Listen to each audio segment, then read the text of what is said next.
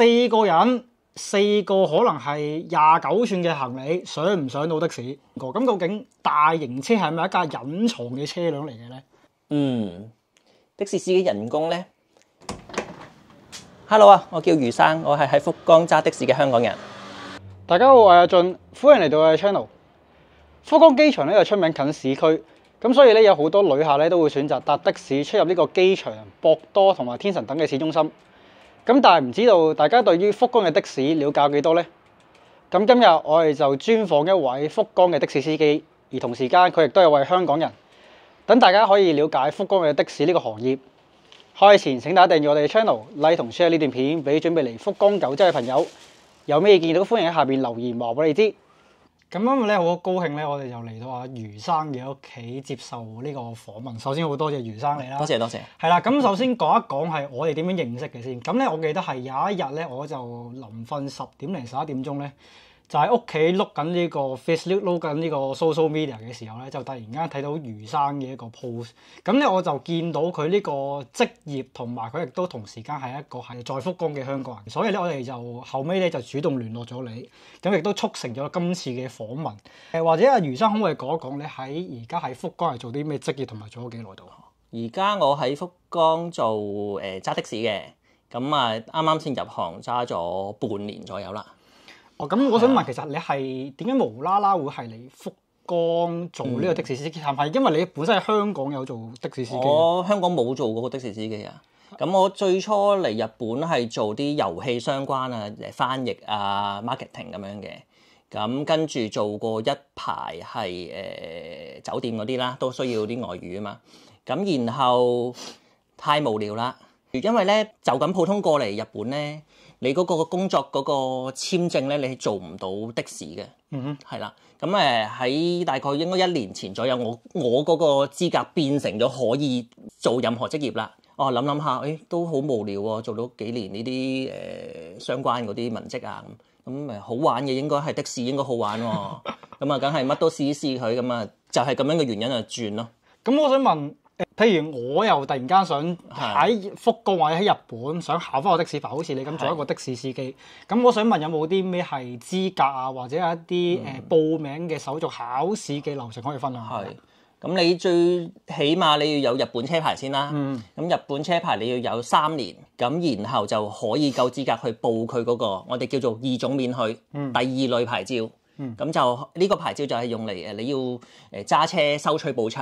咁唔一定係的士嘅。如果你話你係代嗰啲醉酒駕駛揸車嚟收取報酬咧，都要呢種第2類牌照。咁你話報名其實基本上如果你去 interview， 你話譬如當的士司機嘅嗰個公司肯請你嘅，佢已經會幫你安排埋你點樣由一個普通嘅車牌去做埋2種免許嘅。我覺得唔需要太擔心。跟住嗰個的士嘅公司係幫你申請埋考呢個的士牌。公司會話晒你俾你聽啊，你要去 A、B、C、D 嘅地方，佢會執晒成個 list 俾你嘅。咁當然你要自己去跑呢一趟嘅。咁但係起碼你要由一個未入行去到點樣去入行咧，嗰個流程係嗰個公司會話你聽噶啦。咁嗰個報名同埋考試嘅費用係你自己負責定係公司幫你負責啊？一啲公司唔同制度，我嘅 case 係我自己俾錢嘅。有啲公司係佢會幫你俾晒錢，但係可能你要簽2至3年嘅死約。如果你話提前咗又離職喎，咁可能你要佢係以賠償金。我嗰陣時自己考就20零萬左右嘅嗰個學費嘅。咁但係我聽過江湖傳聞咧，譬如佢如果當你違約做唔夠3年你就走咗咧，可能要賠翻接近100萬。係啦，100萬。係啦，咁你可能真係唔啱做喎，咁但係就會俾份合約綁死咗咯。咁就都係視乎唔同嘅的士公司。係啦，每間公司唔同嘅制度。係啊。咁咧，大家都知道咧，喺香港嘅的士司機咧就比較有性格嘅。咁但係咧喺日本或者福岡做的士司機嚟講咧，的士嘅培訓或者公司嘅規矩裏邊咧，有冇一啲係guideline係點樣去應對呢啲咁嘅客人？其實咧，公司當然有內部培訓啦。咁個內部培訓佢都唔會話一堂係真係禮貌堂就冇嘅。可能真係有本內部嗰啲員工手冊咁樣啦，叫做咁可能真係一兩版話你要接咗客咧就要打聲招呼啦，跟住可能要落車之前就問前面過咗燈位嗰條斑馬線之後落 O 唔 OK 啊？咁呢啲基本要確定嘅用語咧，公司有提供嘅。其實咧，點解日本嗰啲態度會好好咧？當然，我覺得主要係人嘅質素嚟嘅。咁另外咧，譬如你落車，我係要俾張收據俾你嘅。其實收據已經會寫咗公司個電話啦，嗰個幾多號車啦。無論你唔見咗嘢，或者你要投訴翻我係一個唔好司機嘅，咁其實你係有根有據係有得投訴嘅。我認為啦，就係因為你又冇得走雞啊，咁所以就係會變成你唔會咁放肆咯。大家都係一個成年人，公司培訓都係我哋做緊服務業嘅，我哋雖然係揸的士，但係都係服務業，咁係有呢個心要攞出嚟嘅。咁我覺得係呢個教育。我諗到一個江湖傳就係嚟到日本上的士咧，個乘客係咪唔需要自己開門，係個的士司機會開門嘅咧？係，其實揸的士啦，左邊有條棍係用嚟拉開嗰棟門嘅。正常都係司機會開門。咁點解咧？因為咧日本嗰啲路咧有好多單車嘅，司機當然開門之前會睄一睄側邊塊鏡，或真係安全啦，咁我先至會打開棟門咯。如果真係好唔好彩嗰刻自己打開咗棟門，跟住可能真係有個單車嚟到有咩意外咧？究竟係司機即係要睇 cam 啦，即個責任誰屬咧？咁所以正常都係司機開門 OK 嘅。咁頭先又講到係考的士牌啦，好啦，當你考完的士牌之後，好話正式翻工啦，可唔可以分享下你平時翻工嘅流程係點啊？工作時間等等啊？嗱，當然呢個間公司唔同嘅。其實我嚟呢度，我會話做咗半年的士咧，我已經轉咗一次工。即係有間舊公司，有間新公司嘅。舊公司嗰個制度咧，就係無論日更好定係夜更好，都係12個鐘頭。而家我呢間新公司咧，就日更係揸8個鐘頭，夜更係揸12個鐘頭。其實咧，日本的士呢個行業咧，仲有一種叫做隔日勤務，就一日就翻17個鐘頭。佢一次翻工就翻咗2日嘅份量咯。呢種隔日勤務咧，就每個月只係翻12日就 OK 嘅啦。咁我講翻頭先你話一日嗰個流程啦。咁其實我而家叫做半年都係叫做新人，咁公司都即係仲係要做日更啦。咁我大概我係會係8點鐘，朝頭早8點鐘我就翻到公司，咁就要 check 車啦，要吹波仔啦，要睇下組會有冇啲乜嘢分享啦，即係公司有冇咩指示啦。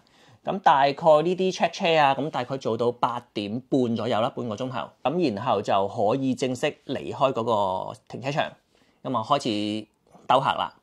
兜客去到而家我大概係12點鐘左右啦。咁啊即係上晝上半場叫做3個半鐘頭左右啦。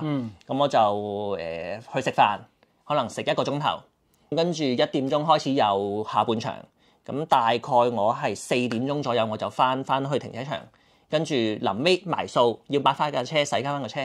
咁順利嘅話咧，就4點半至到5點就可以收工啦。咁叫做一日嘅揸住牌盤揾食嘅時間，可能係7個半鐘至8個鐘，係咯咁上下咯。咁而家你作為一個揸的士司機半年嘅新人，咁有冇話你翻工嘅時候係可以喺邊一區接客，同埋係咪已經可以係接一啲 call 車嘅單啊？呢個又係每一間公司唔同規定嘅。我公司就係新人期間咧，只能夠接啲喺街上面揮手嗰啲街客。亦都聽過有啲公司就第一日已經開齊晒啲Apps 啊，開齊晒電話派 call 咧。咁你話邊啲區域嘅其實冇分嘅，只要喺福岡市裡面就可以接客噶啦。福岡嗰個營業範圍叫做咧好似叫做8市1區咁樣嘅。咁啊，總之係福岡市做中心啦，隔離竹子野市啊，隔離大野城市啊，即係嗰幾個市咧都可以去兜嘅，都係一個叫做營業範圍。始終福岡你話大，其實咧比想像中又冇咁大嘅，啲旺區都係喺博多同埋天神，係啦，主要其實就係來來回回喺度兜來兜去。咁你話啊，其他仲有博多天神以外，可能藥丸啊，可能係東區啊咁，但係其實相對上已經唔係咁旺咧，所以你話淨係要去做嘢揾客咧，同埋我新人仲要只能夠接啲揮手嘅客咧，又真係冇辦法啦，真係博多天神兜來兜去。咁我咧睇你個 social media 咧，睇個 face 咧，你有講過咧。咁咧就可能係有啲巧妙去唔同地區或者係一啲時段一啲策略去提高你嘅營業額嘅，可唔可以分享一下？哦，係啊，因為我咧嗰個 social media 我講完之後咧，香港啲行家都有福嘅，其實同香港做嘅嘢係一模一樣嘅。咁上晝嘅梗係啲酒店區啦，正常福岡酒店咧都係11點鐘最尾要 check out 嘅。咁可能你話有個別要 late check out 12點鐘、1點鐘都有，但係基本上11點鐘就所有客人都會離開晒間酒店嘅。頭先我講啦，8點半我出車嘛，咁會睇住咗個錶個鐘咯。9點鐘應該有一轉有客出嚟嘅，10點鐘又有一轉客出嚟嘅，11點鐘嗰個咧就真係唔好去廁所啦，係啦，即係嗰個鐘數一定要去翻啲酒店區啦。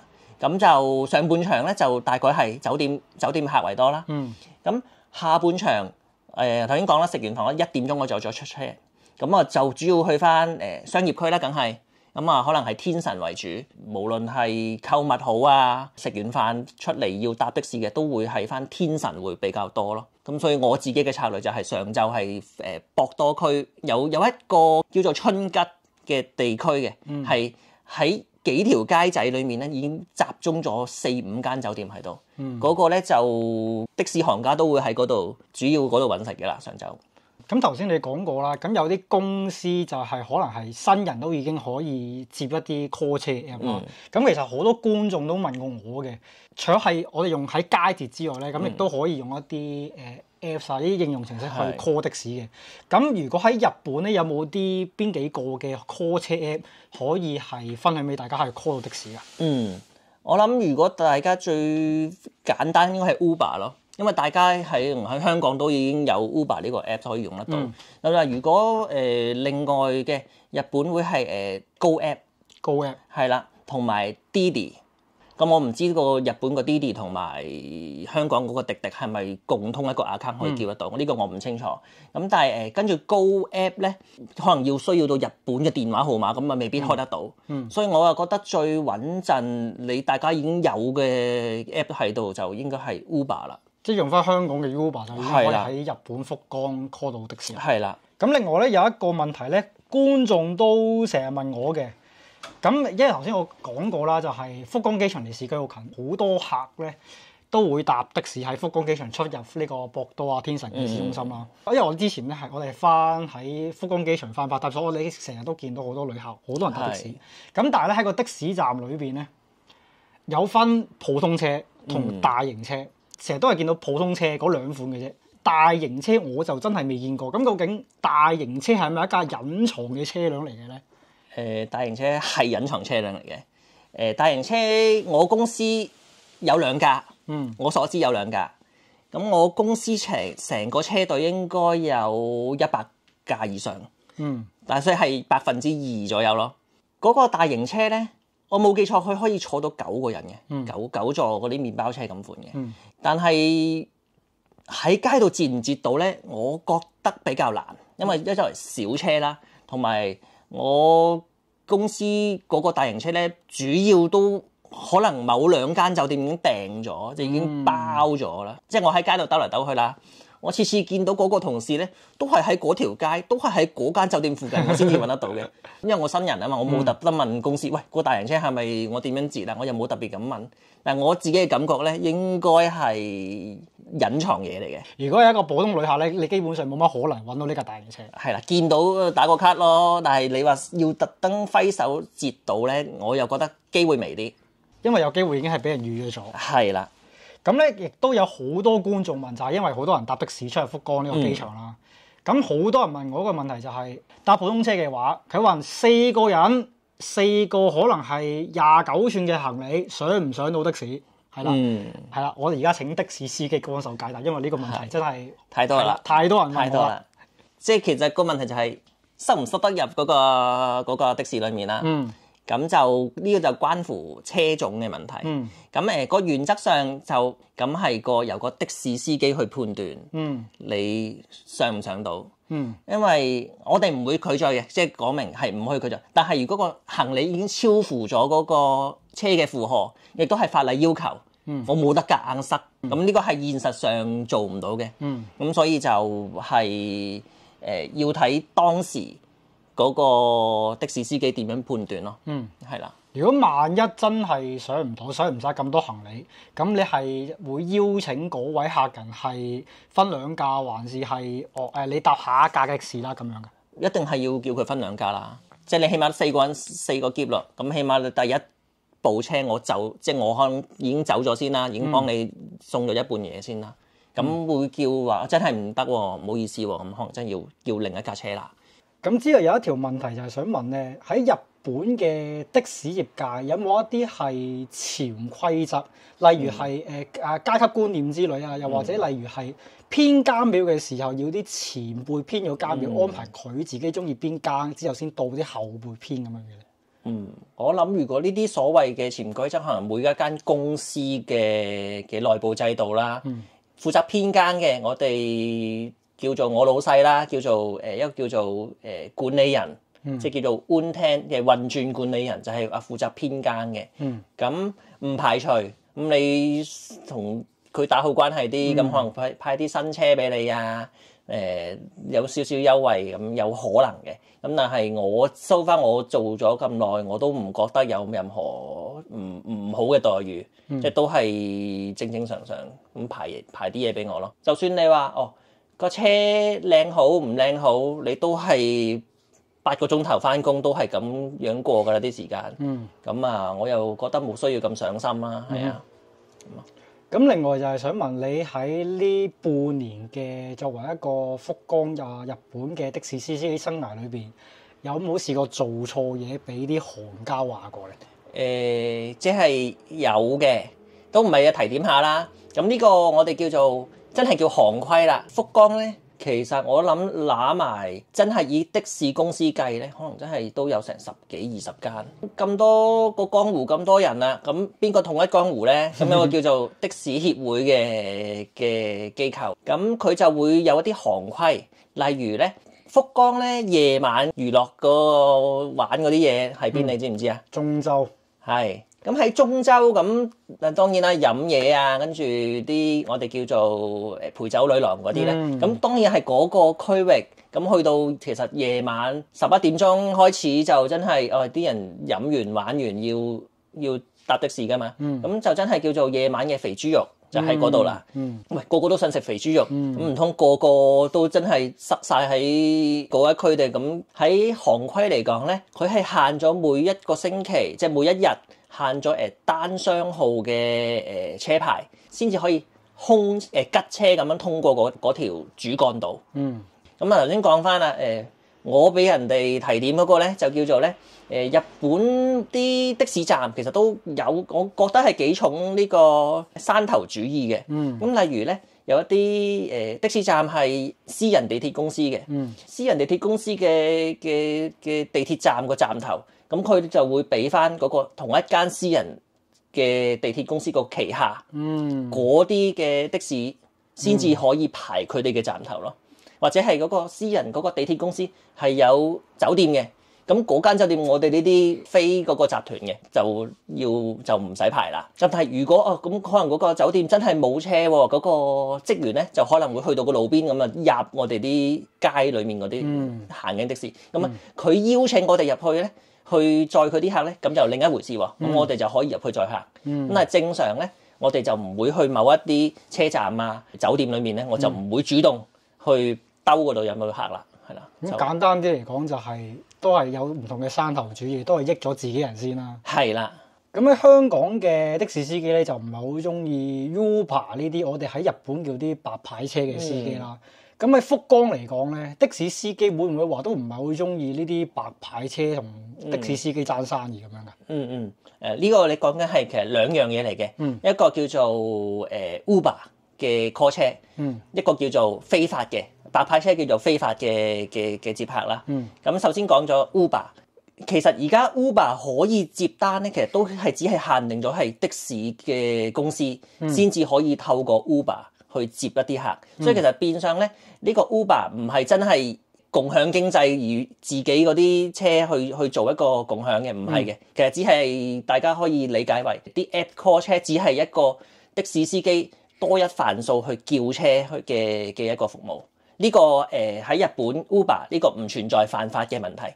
講緊嗰個白牌車就係明明係自己私家車，即係私人嘅車，唔能夠合法載客嘅，但係就去咗載客，咁就呢個叫做白牌車。咁點樣為之白牌車咧？就大家見到個車牌咧，一般家庭用車咧係白色嘅車牌嚟嘅，係啦。咁如的士嗰啲車牌咧係綠色嘅，係啦。咁我哋叫做揾食車，我哋係以收取客人嘅報酬嘅叫做商用車咧，就會係綠色嘅車牌。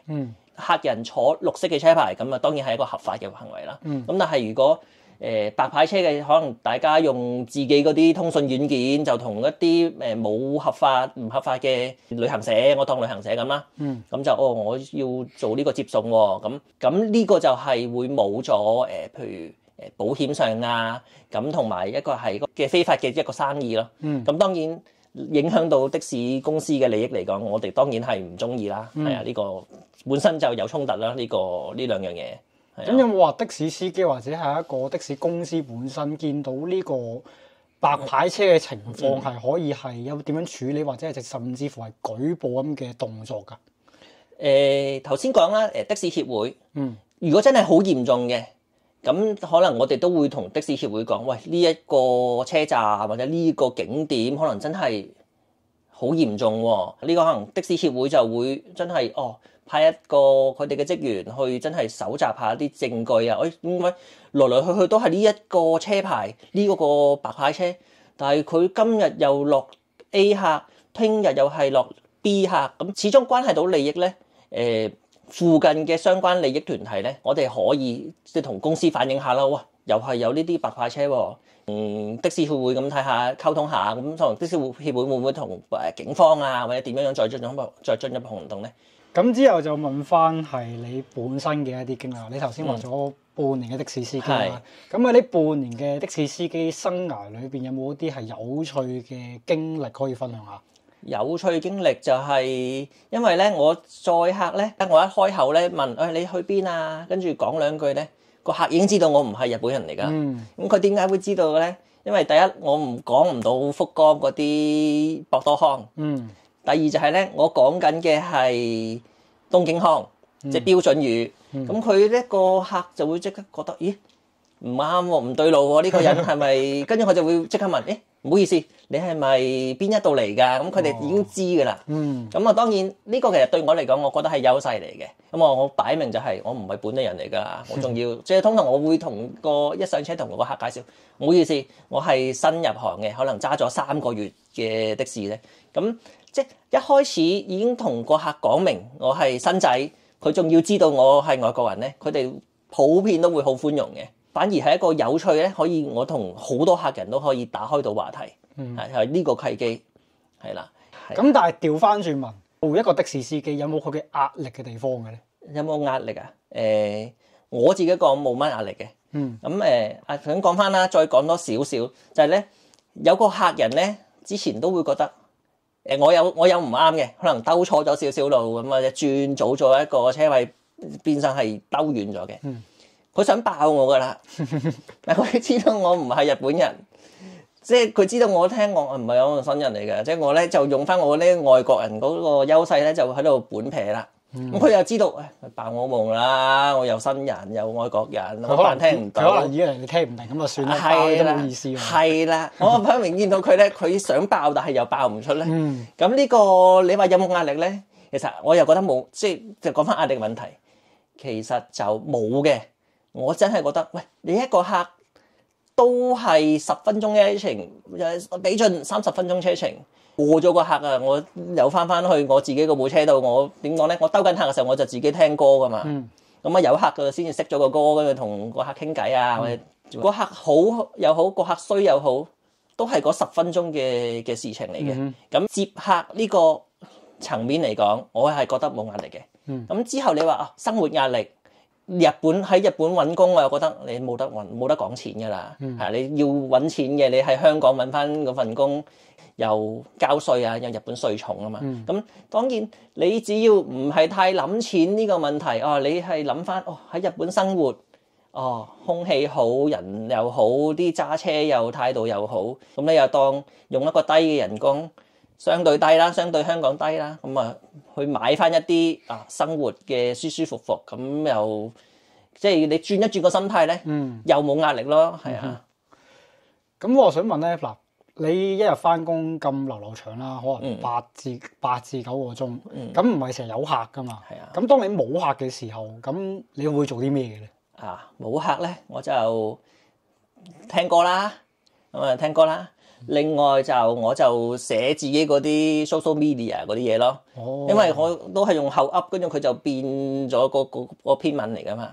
咁我就可能寫下自己翻工嗰啲經歷啊。我呢排我開咗自己嗰條數啊，一日8個鐘頭翻工，原來我都係做得1萬零yen。係啦，2萬yen咁叻仔都係2萬yen咁，即我有咁樣寫嘅，咁我覺得冇乜所謂，乜都分享下，係啊。咁呢條問題就係啱我下一條問題，就係話我原先就係諗住問下你平均一日嘅生意額大概係幾多，同埋可能試過最高嘅一日生意額大概係幾多？嗱，新人啦，頭先我講啦，我係只能夠接啲街嘅揮手客嘅，咁平均係1萬yen左右。咁以你當觀眾計，我係揸7個鐘頭喺個條街度兜客啦。咁我自己最叻仔都係18000，唔夠2萬。差嘅時候可能真係冇客嘅嗰日，真係6-7千都5-6千都試過。咁所以但係你話拉平均可能1萬左右咯。咁其實咧，我哋好得意嘅，喺我哋每日翻去頭先講話會埋數噶嘛。埋數嘅話咧，嗰個埋數個電腦咧會有一個本日嘅 top 10咁樣嘅。咁咧，其實咧 top 10都好啦，top 10嘅第10名咧，如果日更嚟講都係2萬頭嘅啫。係啦，咁 top 10嗰個已經係前輩啦，叫做已經係有譬如開齊咗 call 啊，開齊咗apps 啊咁樣，咁都係2萬頭嚟嘅。如果我又開齊啲嘢，跟住當然我嗰個駕駛個時間要長翻少少啦，我都覺得而家太舒服啦。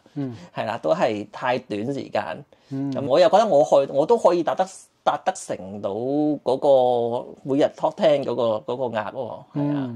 可唔可以透露下 top 1大概幾錢？top 1咧日更大概3萬左右啦。預計可能有一支期可能福岡上車，原來去廣島嘅，淨係開高速都4個鐘頭嘅。咁呢啲你好特殊情況啦。以正常咁咪都係2萬至3萬啦。2萬至3萬就可以上到個 top 10個榜啦。2萬頭就 top 10到就第10名噶啦。呢個係日更啦，咁當然仲有夜更同埋嗰個叫做隔日勤務啦。夜更 top 10可能7-8萬yen嘅。咁聽翻啲前輩講，係有個醉酒佬啊，佢醉咗啊，醉咗仲要冇咗嗰個最後嗰班列車深夜。冇尾班車。係啊，冇咗尾班車。咁佢就焗住唔知嗰一程車就淨係嗰程車都2-3萬yen啦，即係有陣時會聽到就係夜晚有呢啲有趣嘅地方咯。咁但係當然暫時我新人嚟嘅，你就算俾夜晚我揸，我冇信心我可以處理到啲醉酒啊，或者啲夜晚嗰啲情況，我覺得我處理唔到嘅。所以你俾我都暫時我日更我 OK 㗎啦。日更就感覺上安全啲。係啦，睇得到。即係起碼睇到條路啊嘛，多啲人同埋夜晚可能真係條路好暢通，咁但係咧一有事故起上嚟咧，我就驚啲啦。好啦，最後一條問題就係好切身嘅問題。想問的士司機嘅人工大概幾多？的士司機人工咧，我咁講翻啦，先唔講我先。係啦，咁我咧翻工之前咧有一個叫做招聘會嘅地方嘅。咁個招聘會咧就會講，如果你咧最努力嘅士咧，1年可以有700萬年薪嘅，即係大概35-6萬港紙到。係啦，1年可以700萬年薪嘅。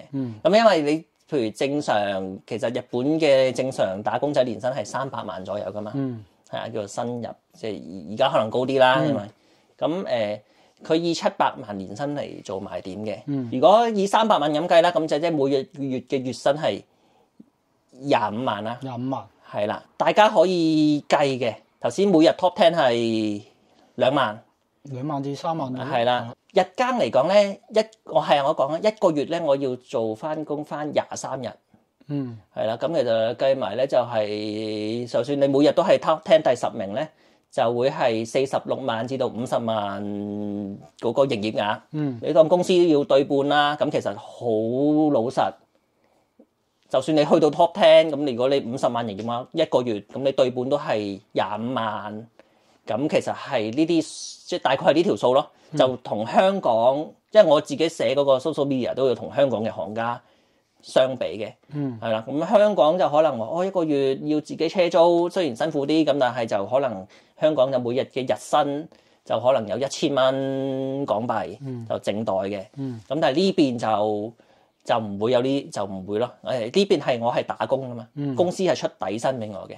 咁嗰個數就同頭先咁講300萬呢個水平啦，係啦。年薪300萬呢個水平。係啦。